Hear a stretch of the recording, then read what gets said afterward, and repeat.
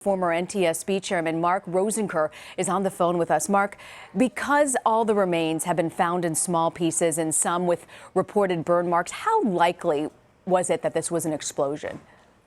Well, again, this is much too early to make any type of determination and do the analysis necessary for understanding what happened. This was a case today where once again we saw conflicting statements, one from an unnamed senior Egyptian forensic official who was described as part of the investigative team making a determination and saying the logical explanation was an explosion. Well, within hours of that report, the head of the Forensic Medicine Authority in Egypt stated that everything published about that matter was completely false. So we're getting conflicting information. That is not unusual, but we're seeing a pattern here. This is the third time we've seen something that had to be retracted. We saw something that indicated that the Greek air traffic control had seen the aircraft make some unusual turns and then come down. The Egyptian air traffic control and authority said that's absolutely false. That is not true. It came immediately down from 37,000 feet. Okay. And once again, only a day or two or three ago, Egyptians, unnamed authorities said, we have found the black boxes because we're hearing pings, and now they have come back to say we haven't heard pings and we're still looking for it.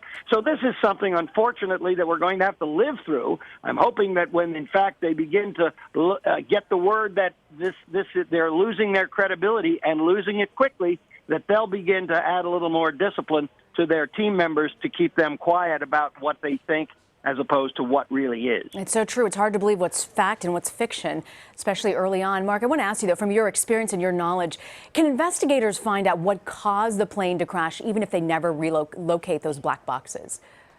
That is going to be a very, very difficult chore.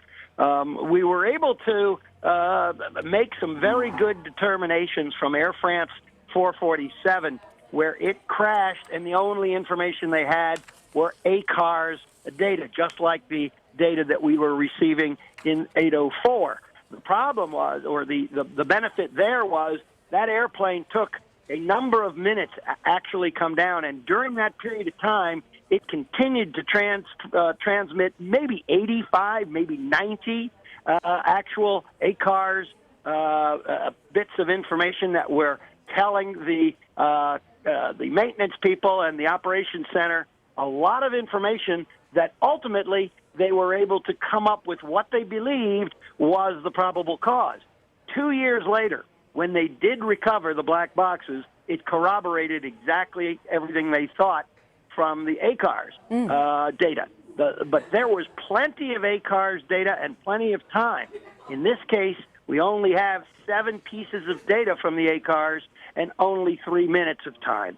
So there's still a very, very large gap that we have to fill with real data, with real information, before you can make an educated and accurate determination of probable cause. Almost a week into it and so many unanswered questions still. Mark Rosenker, thank you so much.